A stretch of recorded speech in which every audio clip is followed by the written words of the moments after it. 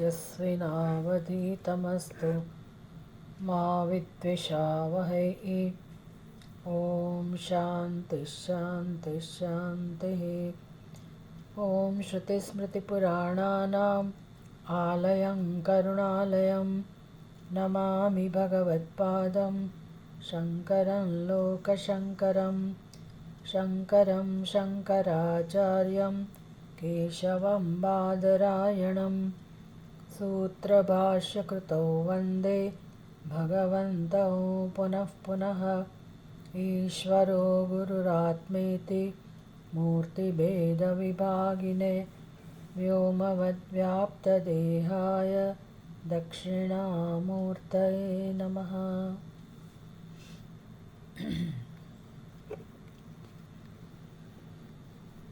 उपनिषदनो शांति मंत्र।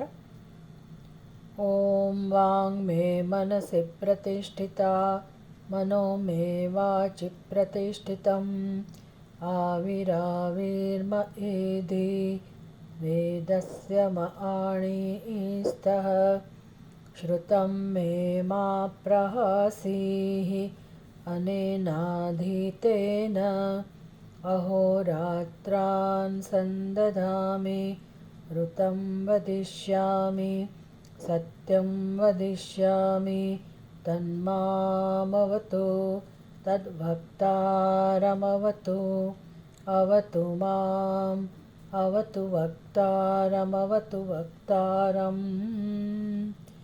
ॐ शान्तिः शान्तिः शान्तिः।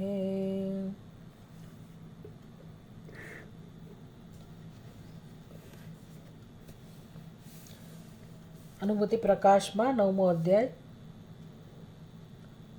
અને કૌશિતકી ઉપનિષદનો 4થો અધ્યાય 32મા શ્લોક સુધી આપણે ચર્ચા કરેલી છે. સુષુપ્તિનું વર્ણન સમજાવી રહ્યા છે આપણને કે સુષુપ્તિમાં શું પરિસ્થિતિ હોય છે. એટલે ઉપનિષદમાં સુષુપ્તિનું જે વર્ણન છે એનો પણ આધાર લઈ રહ્યા છે. જેમ કે યદાન કંચન સ્વપ્નમ પશ્યેત સુપ્ત તદા અખિલમ, તેની વ્યાખ્યા છે કે સુષુપ્તિ અવસ્થામાં જ્યારે જીવાત્મા કોઈ પ્રકાર નો અનુભવ નથી કરતો. કંચન પશ્યેત, એક કોઈને જોતો નથી. ન પશ્યેત એવું અર્થ કર્યો એટલે એને દ્વિતીયતાનો, દ્વૈતનો કોઈ અનુભવ નથી. એનાથી ભિન્ન કોઈ હોય એનો અનુભવ નથી. માટે કોઈને જોતો નથી, કોઈને મળતો નથી, કોઈને સાંભળતો નથી. તત્ર ન રથા વર્તનતે, એટલે જાગ્રત અવસ્થામાં એ રથમાં મુસાફરી કરતો હોય ને જે આ જાગ્રત જગતમાં જે કંઈ પદાર્થોને જુએ છે એમાંનું કશું એને સ્વપ્નમાં નથી જણાતું. કોઈ દ્રશ્યો નથી જોતો, કોઈ લોકનો, કોઈ મનુષ્યનું દર્શન નથી કરતો. એનાથી ભિન્ન એક આશાને જોઈ નથી શકતો, સાંભળી નથી શકતો, કોઈની સાથે વ્યવહાર નથી કરી શકતો. તો આ સુષુપ્તિ છે. અને તદા અખિલમ, સુપ્ત તદા અખિલમ, ત્યારે સમગ્ર જગત લીન થઈ જાય છે. 30મા શ્લોકથી વર્ણન ચાલુ થયેલું છે. ખરેખર જોવા જાવ તો આપણું અત્યારનું વર્ણન છે, આપણી અત્યારની જે સ્થિતિ છે, વાસ્તવિકતા છે, દરેક જીવનો જે અનુભવ છે એનું વર્ણન ચાલી રહ્યું છે. જીવની કથા કહો એટલે ખરેખર કોણ છે, એની સત્ય શું છે, એટલે જીવની ઉત્પત્તિ ક્યાંથી થઈ. તો કે ઉત્પત્તિ થઈ, પણ એ કેવી ઉત્પત્તિ છે? ઉત્પત્તિ થયા વગર થયેલી છે. જેમ સૂર્યનું પ્રતિબિંબ જળમાં પડતું હોય અને કોઈ વ્યક્તિને ખબર નથી કે સૂર્યનું સાચું સ્વરૂપ કેવું છે, તો એ બાળક એટલે એ સૂર્યના પ્રતિબિંબને એ સૂર્ય સમજી લે. જેમ કે ભાગવતની અંદર સરસ કથાઓ આવતી હોય કે કૃષ્ણ ભગવાન જીદ કરે કે મારે તો ચંદ્રમા સાથે રમવું છે, તો હવે યશોદા માતા શું કરે? કેવી રીતે ચંદ્રને પૃથ્વી પર લાવે? પણ એ શું કરે, પાણીમાં ભરેલું પાત્ર અને ત્યાં કૃષ્ણ ભગવાનને લઈ જાય અને એમાં જે પ્રતિબિંબ પડે ચંદ્રમાનું, અને બસ કે હા તું આ ચંદ્રમામાં જો આ રહ્યા અને તારે એની સાથે રમવું હોય તો રમ. એટલે એને ઉપલબ્ધ કરાવી આપે ચંદ્રમા, એની નજીક લાવી દીધા. ચંદ્રમા તો દૂર જ છે, તો એ કૃષ્ણ ભગવાન તો એવું જ માને છે કે હા મારી નજીક આવી ગયા. તો એ નજીક આવ્યા ચંદ્રમાં, તો કેવી રીતે આવ્યા વગર આવ્યા? એ જે પાત્રની અંદર જળ ભર્યું હોય એમાં ચંદ્રનું પ્રતિબિંબ હોય અને એને કોઈ ચંદ્ર માની લે તો એ ચંદ્રની ઉત્પત્તિ થઈ કહેવાય. એના માટે ચંદ્રની ઉત્પત્તિ છે. તો કેવા પ્રકારની ઉત્પત્તિ છે? ઉત્પત્તિ વગરની ઉત્પત્તિ.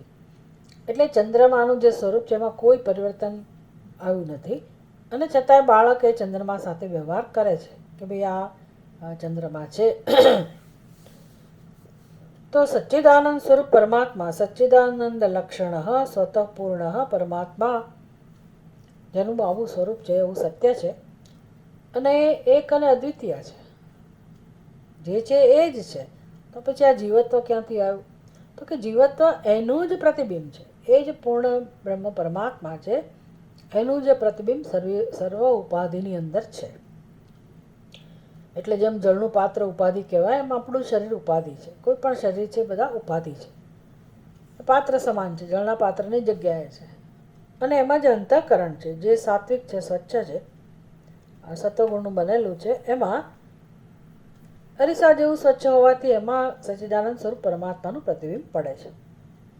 ચંદ્રમાનો તો આકાર છે, પરમાત્માનો તો કોઈ આકાર નથી. અને તો પછી એ પ્રતિબિંબ પડે છે તો કેવા રૂપમાં પડતું હશે? માત્ર અનુભૂતિના રૂપમાં. કારણ કે પરમાત્માનો સ્વભાવ એ તો સર્વવ્યાપક છે, એ પૂર્ણ છે, એમાં કોઈ નામ નથી, રૂપ નથી, નિર્ગુણ નિરાકાર છે. તો આવો પરમાત્મા પણ એનું લક્ષણ કહ્યું છે સચ્ચિત અને આનંદ, એટલે જ્ઞાન સ્વરૂપ છે અને સર્વત્ર છે, સર્વવ્યાપક છે. એટલે દરેક અંતઃકરણનું અધિષ્ઠાન છે, દરેક ઉપાધિનું અધિષ્ઠાન છે. એટલે નાનામાં નાનું જંતુ હોય તો એમાં એ જ પ્રકાશિત થઈ રહ્યો છે. એના હૃદયમાં પણ એ જ પૂર્ણ બ્રહ્મ પરમાત્મા પ્રકાશિત થઈ રહ્યો છે. તો મારા ને તમારા હૃદયમાં એ ના પ્રકાશિત થતું હોય? એટલે હવે આપણે જુદા અને પરમાત્માનું પ્રતિબિંબ જુદું એવું નથી. એ જે પ્રકાશિત થઈ રહ્યું છે પ્રતિબિંબ સમાન સચ્ચિદાનંદ સ્વરૂપ બ્રહ્મ છે. હવે એને સાચું માની લેવું, એનો અર્થ જીવની ઉત્પત્તિ. અને એ કોણ સાચું માને છે એ પ્રશ્ન છે. પૂર્ણ બ્રહ્મ પરમાત્મા પોતે જ પોતાની આવી અભિવ્યક્તિને સાચી માની લે. બસ આ એની મૂળ સમસ્યા છે. અને માટે એ જે ઉપાધિમાં પ્રતિબિંબિત થઈ રહ્યું છે, અહીંયાથી આપણને ઘણી બધી વસ્તુઓનું સમાધાન થાય છે. એને કહે ને ટેલી થાય છે બધી વસ્તુઓ. તમે દાખલો ગણો બીજગણિતનો, અને પછી જવાબ બરાબર છે કે નહીં આપણે પાછું અને ટેલી કરીએ. બધા સ્ટેપ્સ લીધા પછી જે ખરો જવાબ આપણી પાસે આવ્યો એને આપણે પાછું ટેલી કરીએ કે આ જ જવાબ હોય ને. એમ આપણે જે શીખેલા છીએ કે તત્વમસી, તો બધું ટેલી થાય છે. ભાઈ તત્વમસી એવું કહે છે એટલે આપણને જ કહે છે. પછી બીજું એવું પણ કહું કે ભાઈ બધી ઉપાધિમાં ઉપદેશ શક્ય નથી, અજ્ઞાન શક્ય નથી. બધાનું સત્ય પરમાત્મા છે પણ બધા એ જાણી શકે એમ નથી. તો એ પણ વસ્તુ સમજાય છે કે જો આ મનુષ્યની ઉપાધિમાં કેવી વ્યવસ્થા છે કે અભિવ્યક્ત પરમાત્મા સર્વત્ર થાય છે, સર્વ હૃદયમાં. પણ મનુષ્ય પોતે પોતાની ઉપાધિમાં અનુભવાઈ રહેલા એ પરમાત્માને જાણી શકે એમ છે, બીજા બધા જીવો જાણી શકે એમ નથી. તો આ બધું આપણને સમજાય કે કેમ આવું કહેવામાં આવ્યું છે. એટલે એ જ પરમાત્મા સહ અહંકાર પરિચ્છિન્ન જીવત્વ આરોપવાન ભવે. એટલે પૂર્ણ બ્રહ્મ જે પરમાત્મા છે એ જ અત્યારે જીવના રૂપમાં છે, આરોપિત. એટલે કે ખરેખર એ જીવ બની નથી ગયો, પણ પોતાને આવો સમજે છે. એટલે પ્રતિબિંબને એ પોતાનું સ્વરૂપ સમજવા માંડે છે. બીજું સમજતું હોય તો બરાબર છે. પૂર્ણ બ્રહ્મ પરમાત્મા પોતે જ પોતાના આવા પ્રતિબિંબને કે આવી અભિવ્યક્તિને શરીર જેવડું માને છે, એમનામ જીવત્વ. એટલે આરોપવાન ભવે. એ જ પરમાત્મા અત્યારે આરોપિત થઈને પોતાને અનુભવે છે, અધ્યારોપિત થઈને. અને હવે એમાં સ્વાભાવિક છે. એ પોતાના હું વિશેનો જે નિર્ણય જન્મે એમનામાં અહંકાર, અને એ અહંકારને કારણે પોતાના પૂર્ણ સ્વરૂપનો અનુભવ નહીં કરીને એ મર્યાદિત સ્વરૂપનો અનુભવ કરે છે. એને કહેવાય પરિચ્છિન્ન. સહ અહંકાર પરિચ્છિન્ન જીવત્વ આરોપવાન ભવે. અને પછી આગળ ચાલે છે એની યાત્રા. પછી બેસી રહેતો હોય તો વાંધો નથી, પછી આ જન્મોથી રખડે છે. 84 લાખ યોનિની અંદર એનું આવાગમન છે, એની જ કથા છે. કેવી હાલત થઈ ગઈ છે એની. અને અજ્ઞાનને કારણે હવે બસ અહંકારના રૂપમાં નક્કી થઈ ગયો. પછી એ અહંકાર આપણને અનેક જન્મોથી ભમાવે છે. કઈ રીતે ભમાવે છે એનું વર્ણન કર્યું. ફલાભુક્ત એટલે હવે એના ફળ ભોગવવા છે. જુઓ, ત્યાગની વાત શેના માટે છે એ પણ આપણને સમજાય કે શું કામ ત્યાગની વાત છે. કારણ કે ભોગની ઈચ્છા પૂર્ણ બ્રહ્મ પરમાત્માને છે જ નહીં. પેલા અહંકારને ભોગની ઈચ્છા છે, અને આપણે અહંકારને જ પોતાનું સ્વરૂપ સમજીએ છીએ. એટલે ભોગવવાની કોઈ ના પડે તો આપણને ના ગમે. શું કામ મારે ત્યાગ શીખવો જોઈએ? કડવું ઝેર જેવું લાગે આપણને. એટલે આ બધાનું મહત્ત્વ સમજાવે છે કે ખરેખર ભોગની ઈચ્છાવાળા આપણે નથી. ખરેખર તો સુખના અનુભવની ઈચ્છાવાળા આપણે નથી. ખરેખર તો નથી જ. એ પેલો અહંકાર સુખની ઈચ્છાવાળો છે, અને અહંકાર કરતા ભોગતા છે, અને એના પોતાના વિચારો છે. આવું કોઈ તત્વ પણ નથી. હવે કેવી રીતે આ કાર્યક્રમ આગળ ચાલે છે? તો કે રોજ કર્મ કરે છે. દિવસ પડે, નવો દિવસ આવે, એની શરૂઆત થાય. કર્મ કરે, કર્મનું ફળ ભોગવે. પછી એક દિવસના જે કર્મો હોય ભોગવાઈ ગયા, તો કર્મણી ફલદે ક્ષીણે લિયતે અસો સ્વકારણે. પછી એ થાકીને પોતાના સ્વરૂપમાં જતો રહે છે. કેવું સરસ વર્ણન છે, કેવી સરસ કથા છે કે રોજ આ જીવ શું કરે છે. એટલે એમાં સૃષ્ટિમાં જેટલા જીવો છે બધાની કથા આવી ગઈ. એ એક સરખી કથા છે. ભલે આપણી બુદ્ધિમાં અનેકત્વ હોય અને વિવિધતા હોય, પણ અંદરથી તો બધા જીવોની કથા એક સરખી છે. સવાર પડી અને એની યાત્રા શરૂ થઈ જાય, અને પ્રયોજન એક જ હોય, એને કંઈક ભોગવવું હોય. પછી એવું છે કે સુખ ભોગવવું છે, પણ હવે ગયા જન્મમાંના કે ભૂતકાળમાં જે કર્મો હોય એના ફળે ભોગવવા તો પડે જ. એટલે દુઃખ પણ આવી પડે છે. તો જે રોજનું જે પ્રારબ્ધ હોય એ પ્રમાણે એ ભોગવે છે. વળી પાછો એ સ્વકારણે લીયતે, પોતાના કારણમાં લય પામે છે. પૂર્ણેન ઐક્યમ આપનોતિ પરિચ્છિન્ન યથા ઘટે. તો પૂર્ણેન ઐક્યમ એટલે એમાં ખરેખર રસપ્રદ વસ્તુ કઈ છે, ખરેખર મહત્વની વસ્તુ કઈ છે આપણા માટે. કે ભલે આપણું જીવન ગમે તેવું આપણને લાગતું હોય, સંસારનું સ્વરૂપ ગમે તેવું લાગતું હોય, ગમે તેટલા દુઃખી થતા હોઈએ, ગમે તેટલા ભોગવવાની ઈચ્છાવાળા હોઈએ, અધૂરા હોઈએ, અતૃપ્ત હોઈએ, અને કંઈ સમજ ના પડતી હોય, અને ઘસડાઈ રહ્યા જીવનમાં, ભલે આવું બધું હોય, પણ છતાંય બહુ સરસ વસ્તુ અહીંયા આપણને એ શીખવા મળે છે કે રસપ્રદ જે વસ્તુ જે છે, જેના વિશે આપણું ધ્યાન એના તરફ જવું જોઈએ. આપણે પોતાના જ અનુભવનું વિશ્લેષણ કરીએ, પોતાના જ અનુભવનું ચિંતન કરીએ. તો બીજું ચિંતન કરીને જો થાકી ગયા હોઈએ, અને અનર્થક જ હોય, નિરર્થક જ હોય, કારણ કે દ્વૈત છે જ નહીં, તો પછી હવે એનું ચિંતન કરવું એના કરતાં આ ઉપનિષદ કહે છે એ પ્રમાણે હું શું કામ ચિંતન કરતા ના શીખું? કારણ કે મારા સ્વરૂપનું ચિંતન છે ને. તો સુષુપ્તિમાં શું ઘટના બને છે? તો કે દર સુષુપ્તિમાં રોજ લિયતે અસો સ્વકારણે, પોતાનું જે કારણ છે, પોતાનું કારણ એટલે હવે અજ્ઞાનનું કારણ, અહંકારનું કારણ તો અજ્ઞાન છે, એની વાત નથી. પોતાનું કારણ એટલે શું? તો કે પેલું ચંદ્રમાનું જે પ્રતિબિંબ છે, એ પ્રતિબિંબનું કારણ કોણ છે? તો કે સ્વયં ચંદ્રમા, જે અત્યંત તેજસ્વી છે અને એક અને અદ્વિતીય છે. એવી રીતે આ જીવ તો અનેક છે, પણ મારા હૃદયમાં જે ચૈતન્ય અભિવ્યક્ત થાય છે, જેને હું મર્યાદિત સમજું છું, એ સુષુપ્તિમાં ક્યાં જાય છે? કોને મળે છે? કોનો અનુભવ કરે છે? કોનું પાન કરે છે? એટલે એટલી સરસ વસ્તુ છે આ ચિંતન કરવાની, વિચાર કરવાની, સમજવાની, કે ભાઈ રોજ આપણે પૂર્ણ બ્રહ્મ પરમાત્માને મળીએ છીએ. તો સુષુપ્તિમાં મળીએ છીએ તો એનું કારણ કે એની જ કૃપા છે ઈશ્વરની, એટલે આપણે એને મળી શકીએ છીએ. પણ એમાંથી આપણે શીખી શકીએ કે જાગ્યા પછી હું કે પરમાત્માને કેમ ના મળી શકું. અને એ અનુભૂતિ એટલે જ્યાં પરમ આનંદની અનુભૂતિ હોય, પૂર્ણતાની અનુભૂતિ હોય, અદ્વિતીયતાની અનુભૂતિ હોય, શાંતિની અનુભૂતિ હોય, તો એ તો જોઈએ છે મને, એ તો જોઈએ છે. એટલે મારા બધા પ્રશ્નોનો જવાબ સુષુપ્તિમાં છે તો ખરો જ. આખો દિવસ રડતા હોઈએ ને ગમે તેટલી મહેનત કરતા હોય પ્રશ્નો ઉકેલવા માટે, કંઈક મેળવવા માટે, તો એનો તો અંત આવતો જ નથી. દુઃખ જતું એ નથી, પ્રશ્નો ઉકેલાતા નથી, અને પેલી અપેક્ષાઓ જતી નથી.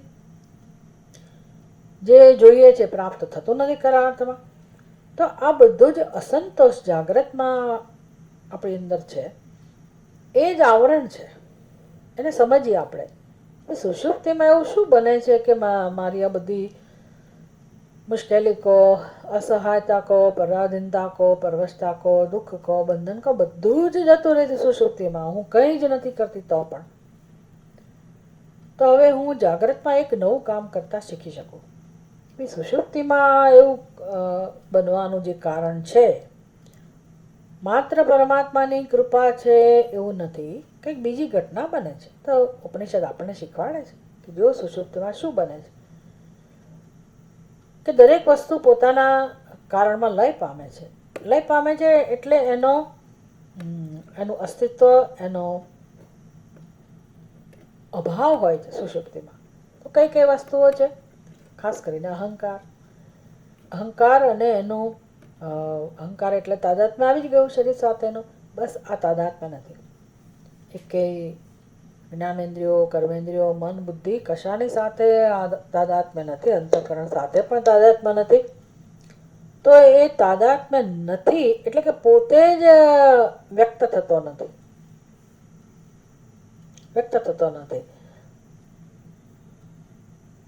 એની ગેરહાજરી, એનો અભાવ, એને કારણે મને શાંતિનો અનુભવ છે. વિચાર કરો. તો પછી બધો મારો કકળાટ, મારો ક્લેશ, મારી અશાંતિ, આપણું ટેન્શન, ચિંતાઓ, ફરિયાદો, બધું કોના હાથમાં છે? કોની પાસે છે? અહંકાર પાસે. એ અહંકારનું જ અસ્તિત્વ નથી રહેતું. એટલે આવું ઘણા લોકો અધ્યાત્મમાં જાણે તો છે, પણ એ લોકો શું કહે છે? અહંકારને મારી નાખવો જોઈએ, ને અહંકાર જ ઝઘડા કરાવે છે, ને અહંકાર જ દુઃખનું કારણ છે, અને કેમ મારવો, કેમ બાળવો, બાળી નાખવો જોઈએ, દાટી, બધું જાત જાતના શબ્દો વાપરે કે એ જ મોટો રાક્ષસ. બધી વાત સાચી, પણ ક્યારેય તમે કોઈને એને નાશ કરવો હોય તો કઈ રીતે કરી શકો?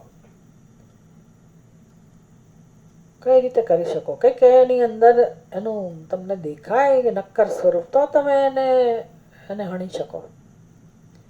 પણ આ તો કેવો ચાલાક છે કે હાથમાં આવતો નથી એક તો, અને એનું કોઈ નક્કર રૂપ પણ નથી. એટલે ઉપનિષદ આપણને અહંકારનો સરસ પરિચય કરાવે છે, અને શેમાંથી જન્મ્યો છે બધું સમજાવે છે. તો પછી હવે એ જન્મ્યો છે, પણ એનો અર્થ એવો નહીં કે ખરેખર જન્મેલો છે. સ્વરૂપ તો કેવું છે? પેલા અગ્નિના ગોળા જેવું. એટલે એની કોઈ વાસ્તવિકતા તો છે જ નહીં, અને છતાં આપણને દુઃખ આપે છે.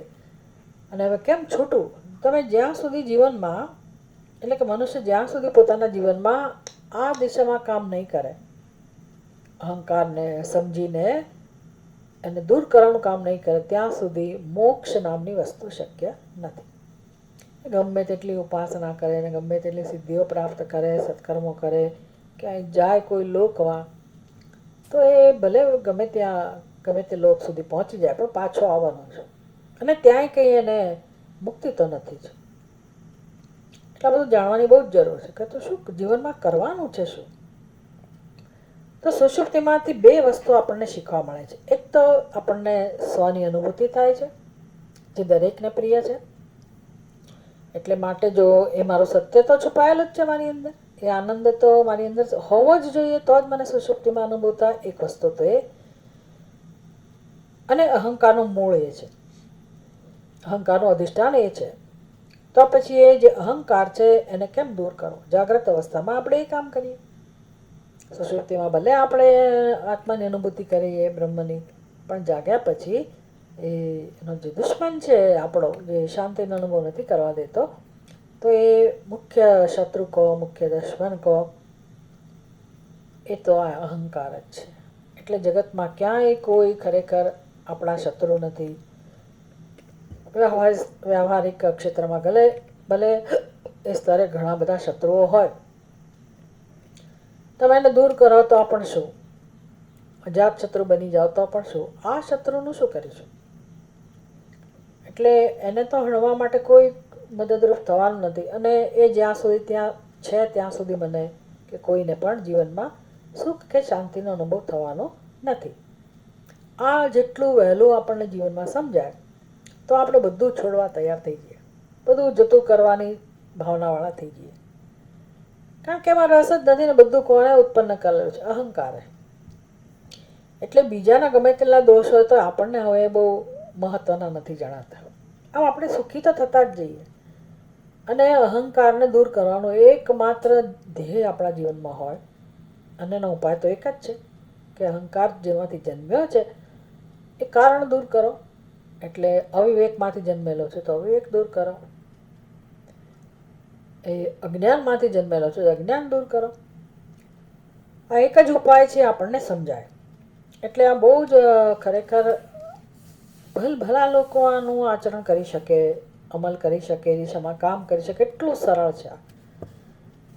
અને સૌથી કહું એમ રસપ્રદ વસ્તુ કઈ છે તો કે એ મારું પોતાનું જ સ્વરૂપ છે. એને હું શોધું છું એ મારું પોતાનું જ સ્વરૂપ છે અને એમાં જ હું જઉં છું. પૂર્ણ એને ઐક્યમાં વાપ નહોતી. રોજ આપણે પૂર્ણ બ્રહ્મ પરમાત્માનો અનુભવ કરીએ છીએ.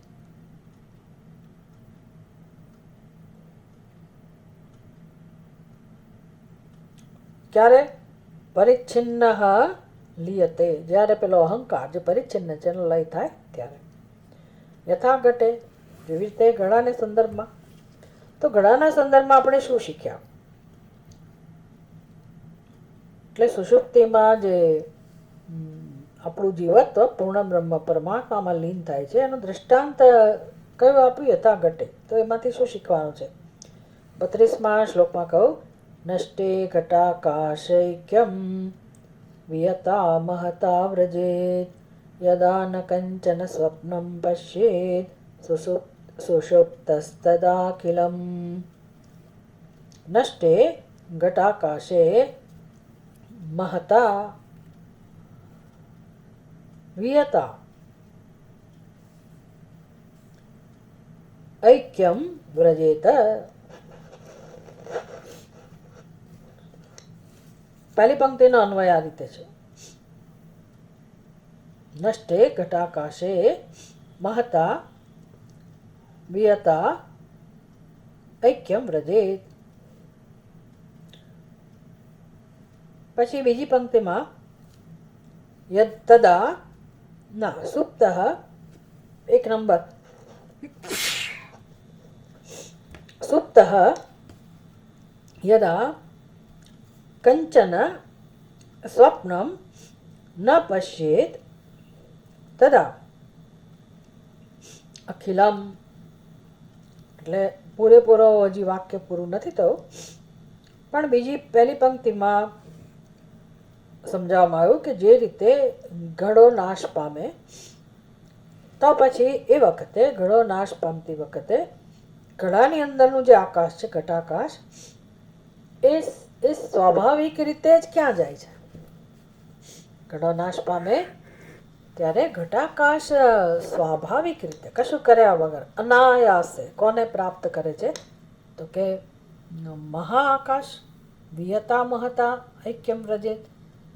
એક બની જાય છે. ઘડાની અંદરનો આકાશ એ વિયતા આકાશ બહારનું એ મહાઆકાશ છે એની સાથે ઐક્ય પ્રાપ્ત કરે છે કશું કર્યા વગર. ઘડો ફૂટી જાય, ફૂટી જવા માત્રથી ઘડાની અંદરનો આકાશ જેવી રીતે મહાકાશ સાથે ઐક્યતા પ્રાપ્ત કરે છે, એ જ રીતે યદા ન કંચન સ્વપ્નમ પશ્યે, આ જીવાત્મા જ્યારે કશું જોતો નથી. એટલે જોતો નથી એટલે શું સમજવાનું ખબર છે? અહીંયા આ શરીરરૂપી ઘડો છે એને હું નથી કહેતો. યદાના કંચન ન પશ્યે, શરીરને હું નથી કહેતો. આ પાયાની વસ્તુ છે. આપણે જગતને નથી જાણતા એ તો છે જ, પણ જગતને નહીં જાણવા માટે શું કારણ બને છે? કંઈ આપણે એવી સમાધિમાં પહેલાં બેસતા નથી સુષુપ્તિમાં જતાં પહેલાં, કે આ જગત નથી, જગત સાથે મારે કંઈ લેવા દેવા નથી, એમ આપણે અસંગ બનવાનો પ્રયાસ નથી કરતા. અને જગત લય પામતોય નથી ખરેખર તો. ભૌતિક જગત તો જેવું છે એવું છે જ ને, આપણું શરીર છે. પણ કઈ ઘટના બને છે તો કે જે પૂર્ણ બ્રહ્મ પરમાત્મા આત્મરૂપે જે અભિવ્યક્ત થઈ રહ્યો છે એ હવે શરીરને હું કહેતો નથી. તમે 2 મિનિટ ચાલુ રાખજો. યદા ન કંચન સ્વપ્નમ પશ્યેત તદા અખિલમ સુપ્તઃ. એટલે સુષુપ્તિમાં યદા કંચન ન પશ્યેત, જાગ્રતમાંથી કદાચ એ સ્વપ્ન અવસ્થામાં ગયો હોય તો હવે સ્વપ્નમાંથી પણ એ નિવૃત્ત થાય છે અને પોતાનાથી ભિન્ન એ કશાને જોતો નથી. એટલે બીજા કશાને નથી જોતો એવું ક્યારે શક્ય બને એ આપણે સમજી રહ્યા છીએ. એ અત્યારે આપણને આપણાથી ભિન્ન બધું જણાય છે, તો એ ભિન્ન જણાવવા માટે કંઈક પહેલાં તો શરત જોઈએ. એ આપણે કોઈ દિવસ વિચાર નથી કરતા. બીજું મને જણાવવા માટે મારે પહેલાં તો મારા શરીર સાથે, એટલે કે આપણી ઉપાધિ સાથે જ્યાં સુધી આપણે તાદાત્મ્ય ના સાધીએ, ઉપાધિને પોતાનું સ્વરૂપ ના સમજીએ, ઉપાધિમાં અહંભાવ ના હોય ત્યાં સુધી જગતનું દર્શન શક્ય નથી. એટલે જગત સાથે આપણો સંબંધ, કનેક્શન આપણી ઉપાધિ દ્વારા સ્થાપિત થાય છે. એટલે સુષુપ્તિ વિશે આપણે જેટલું ચિંતન કરીએ આપણને ઘણી બધી એમાંથી હિન્ટ મળે છે પરમાત્માને જાણવા માટેની, જગતને જાણવા માટેની. કે ભલે ભૌતિક જગત હોય, આપણે સૂઈ જઈએ, આપણો લય થઈ ગયો, એ વખતે આપણું શરીર પણ છે અને જગતના પદાર્થો પણ છે, એનો લય થતો નથી ખરેખર. એટલે એનો લય નથી થતો ને છતાંય થઈ જાય છે, આપણા માટે થઈ જાય છે. જે સૂઈ જાય એના માટે થઈ જાય છે. તો એવું સૂઈ જવું એટલે શું? પોતાના સ્વરૂપ વિશેનો જ્યાં કોઈ નિર્ણય નથી એનું નામ સુષુપ્તિ. એટલે એ સુષુપ્તિમાં કોઈ અહંભાવ નથી, હું ઉપરનો કોઈ અધ્યારો નથી, એનું નામ સુષુપ્તિ. બસ હું વિશેનું ભાન નથી એટલે ત્યાં દ્વૈત નથી. હું વિશેનું ભાન નથી એટલે ત્યાં કોઈ દ્વૈત નથી. તો દ્વૈતનો અનુભવ, જગતનો અનુભવ ત્યારે જ થાય જ્યારે હુંનું ભાન હોય. એટલે ઉપાધિમાં અહંભાવ થવો એ શરત છે. અને સૌ પ્રથમ આપણને ઉપાધિમાં જ અહંભાવ થાય છે જાગ્યા પછી, કે ભાઈ હું કોણ છું, ક્યાં છું વગેરે. પછી જગતનો અનુભવ થાય છે ઇન્દ્રિયોના માધ્યમથી. આ બધી આપણને જો સમજ હોય તો સુષુપ્તિમાં કેમ આપણને આરામનો અનુભવ થાય છે એ બધું સમજાય. ચિંતન કરવું પડે કે સુષુપ્તિ અવસ્થામાં જગતે આમનું આમ છે, જે અત્યારે જગત જણાય છે બધી જ વસ્તુઓ આમની આમ છે. એટલું જ નહીં, આપણા મનનું જગત,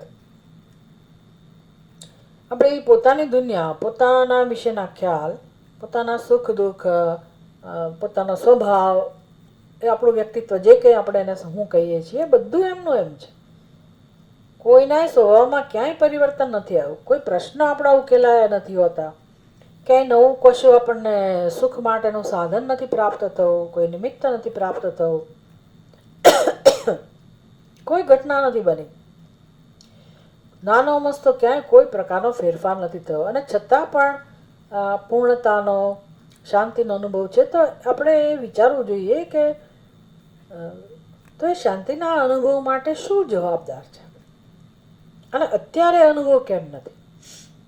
અને કોઈને રસ ના હોય તો જવા દો. શાંતિના અનુભવમાં, સુખના અનુભવમાં, મુક્તિના અનુભવમાં કોઈને રસ ના હોય કે ભાઈ મને તો જરાય ના ગમે સુષુપ્તિ, તો જુદી વાત છે. તો પછી જાગ્યા પછી તમે આટલી બધી મહેનત કરો છો, શેના માટે કરો? એ ઈચ્છાઓ પૂરી કરવા માટે. ભાઈ ઈચ્છાઓ પૂરી કરવા દ્વારા શું જોઈએ છે? સંતોષ જ જોઈએ છે, શાંતિ જ જોઈએ છે. એટલે આ પ્રકારની જે આપણું જીવનની સ્થિતિ છે એના વિશે વિચાર કરવાનો છે કે હું જે અનુભવવા ઈચ્છું છું, મારી પોતાની જે દુનિયા છે એ પણ જતી રહે છે.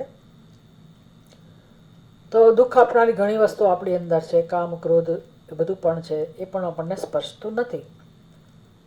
તો એનું કારણ શું છે? એક જ કારણ છે કે આપણા સ્વરૂપ ઉપર અધ્યારોપ થતો નથી. સ્વરૂપ તો છે જ, સ્વરૂપનું અજ્ઞાન છે અને સ્વરૂપ ઉપર અધ્યારોપ થતો નથી. બસ આ એક સુષુપ્તિનું વર્ણન છે. તો નષ્ટે ઘટાકાશે ઐક્યમ વિયતા મહતા વ્રજેત યદા ન કંચન સ્વપ્નમ પશ્યેત સુપ્તઃ તદા અખિલમ.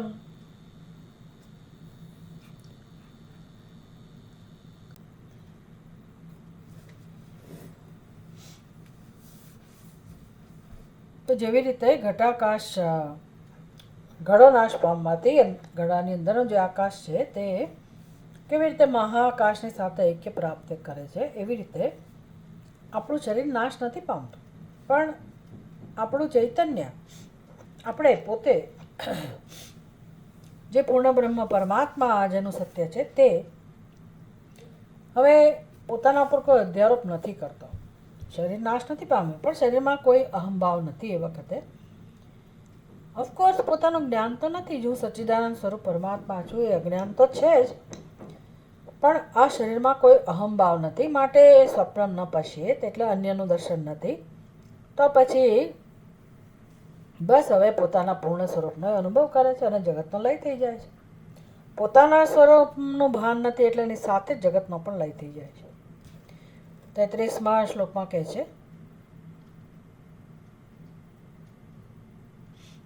વિષયેન્દ્રિય જાતમ યત તત્પ્રાણે પ્રવિલીયતે પ્રાણશબ્દો વાયુમાહ પરમાત્માનમપ્યસૌ. વિષયેન્દ્રિય જાતમ યત તત્પ્રાણે પ્રવિલીયતે. યત વિષયેન્દ્રિય જાતમ તत् પ્રાણે પ્રવિલીયતે. પ્રાણશબ્દઃ असौ प्राणशब्दः वायुम् आह. वायुं परमात्मानं आह. તો હવે પેલો સુતેલો માણસ હતો ને, એના પ્રાણ તો ચાલુ હતા. એટલે હવે શું સમજવાનું? તો કે આખું જગત પ્રાણમાં લય પામે છે. કારણ કે જેનું અસ્તિત્વ જણાતું હતું એમાં બધું જગત લય પામે.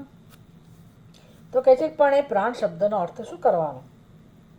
તો કે પ્રાણ સંકેત છે. પ્રાણ શબ્દ વાયુ પરમાત્માનમ આહ. પ્રાણનો અર્થ તમે વાયુ કરો, સમષ્ટિ વાયુ કરો, અને એનું અધિષ્ઠાન લક્ષ્યાર્થ પરમાત્મા સમજવાનું છે.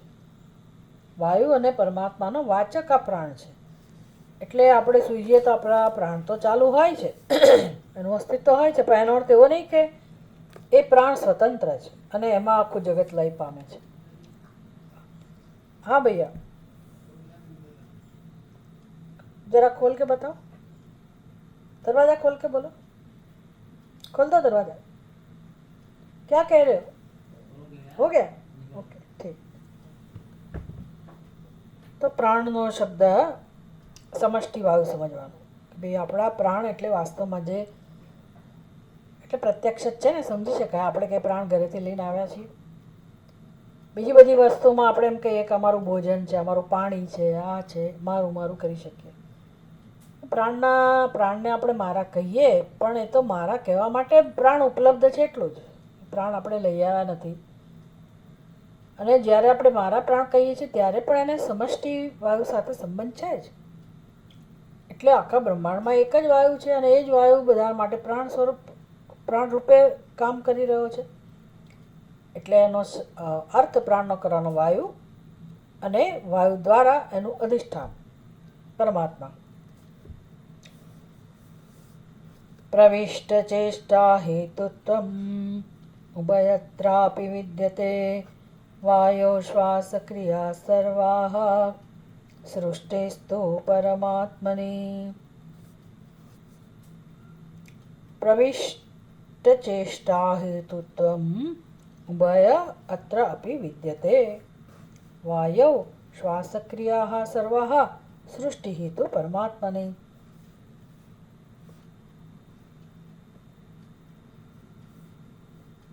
કેવી રીતે સંબંધ છે આપણા પ્રાણને અને સમષ્ટિ વાયુને અને પરમાત્માને એ સમજાવે છે.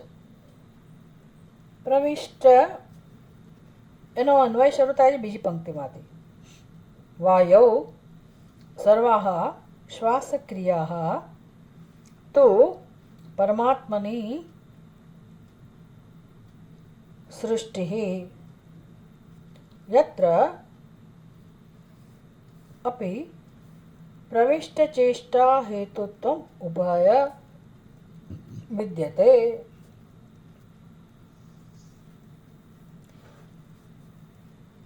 પહેલો નંબર છે વાયૌ, સાતમી વિભક્તિ એકવચન. વાયુમાં સર્વાઃ શ્વાસક્રિયા તો પરમાત્માની સૃષ્ટિ. વાયુની અંદર વાયુ અધિષ્ઠાન છે. શેના માટેનું? આપણા પ્રાણ, વ્યષ્ટિ પ્રાણ કો સમષ્ટિ પ્રાણ કો, જ્યાં પણ જેના પણ પ્રાણ ચાલી રહ્યા છે ખરેખર એનું અધિષ્ઠાન કોણ છે? વાયુ. એટલે પ્રાણ માત્ર વાયુ સાથે જોડાયેલા છે. અહીંયા એના માટે શબ્દ વપરાયો શ્વાસક્રિયા.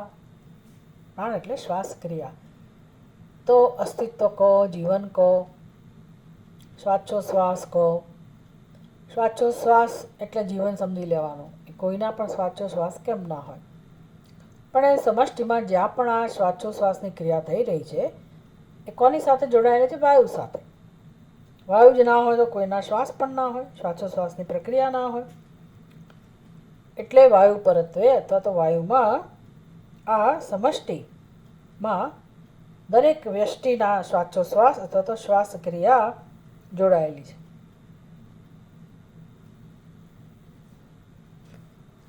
અને એ વાયુ ક્યાંથી આવે? વાયુનું અધિષ્ઠાન કોણ છે? તો સચ્ચિદાનંદ સ્વરૂપ પરમાત્મા છે. એટલે આત્મનઃ આકાશ સંભૂત આકાશાદ વાયુ વાયોરગ્નિ. તો વાયુ તો આકાશમાંથી જન્મેલો છે, આકાશનું અધિષ્ઠાન છે સચ્ચિદાનંદ સ્વરૂપ પરમાત્મા. તો આખી સૃષ્ટિનું અધિષ્ઠાન તો પરમાત્મા છે છેવટે. તો પછી વાયુનું અધિષ્ઠાન પણ પરમાત્મા છે. આ બંને રીતે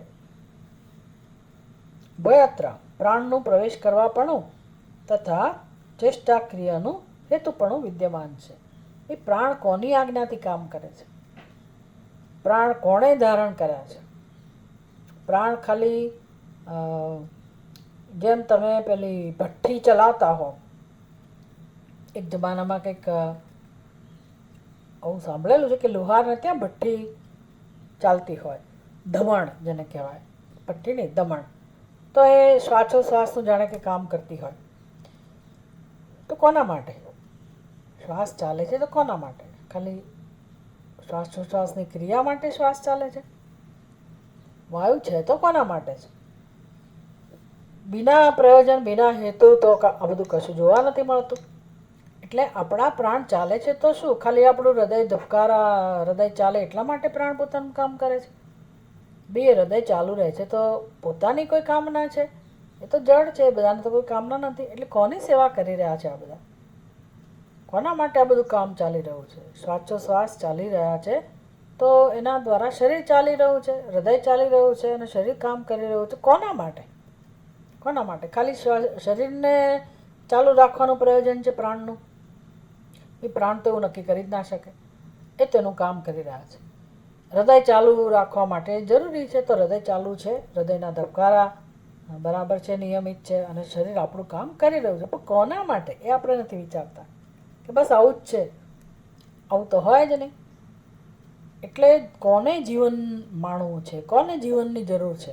કોણે જન્મ લીધો છે? કોણ કર્મ કરી રહ્યું છે?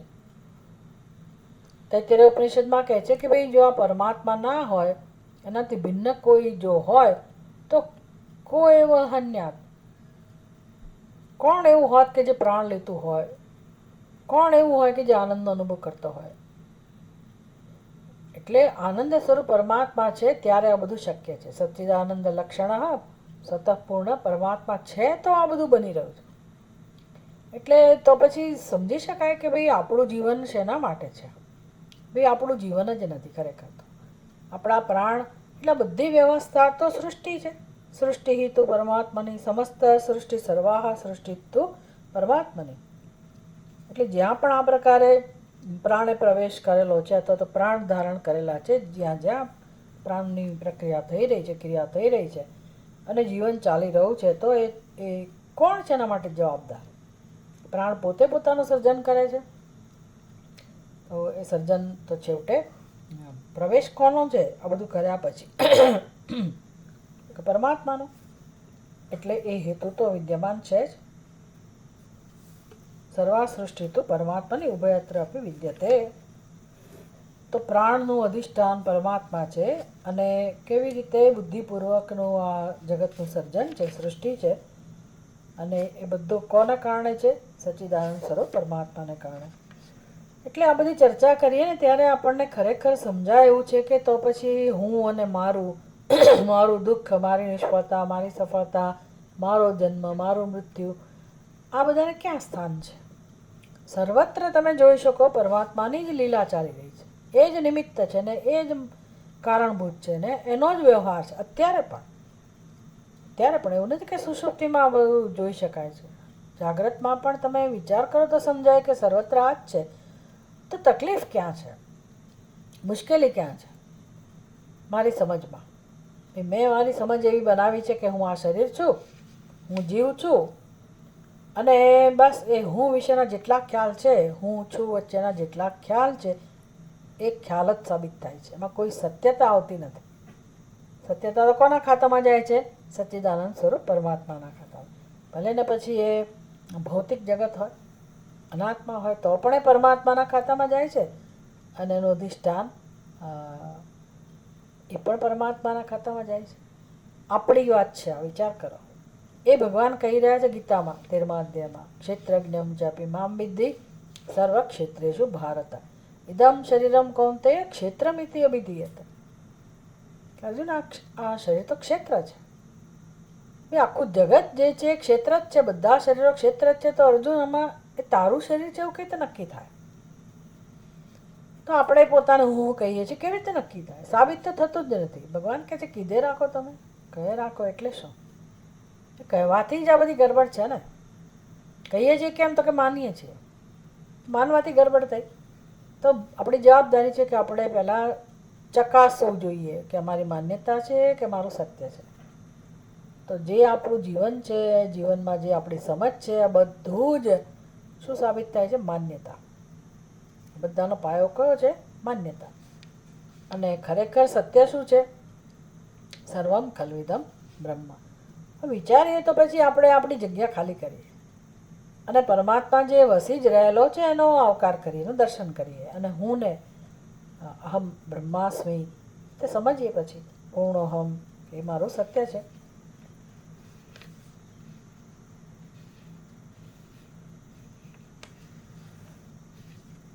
વિષયેન્દ્રિયજાતમ યત પ્રાણમ પ્રવિલીયતે પ્રાણશબ્દ વાયુમાહ પરમાત્મની અપી અસૌ પ્રવિષ્ટચેતા હેતુત્વમ ઉભયત્ર અપી વિદ્યતે વાયો શ્વાસક્રિયા સર્વાહ સૃષ્ટિ હેતુ પરમાત્મને. છેવટે બધું શેમાં લય પામે છે? પ્રાણને તમારે લય કરવો જ પડે વાયુમાં. વાયુનો લય શેમાં થાય? પરમાત્મામાં. તો સુષુપ્તિમાં જ આવું થાય એવું નથી. અત્યારે આ બધું સમજવાનું છે કે છેવટે લય એટલે કે અધિષ્ઠાન, અંતિમ સત્ય કયું છે? તો કે સચ્ચિદાનંદ સ્વરૂપ પરમાત્મા.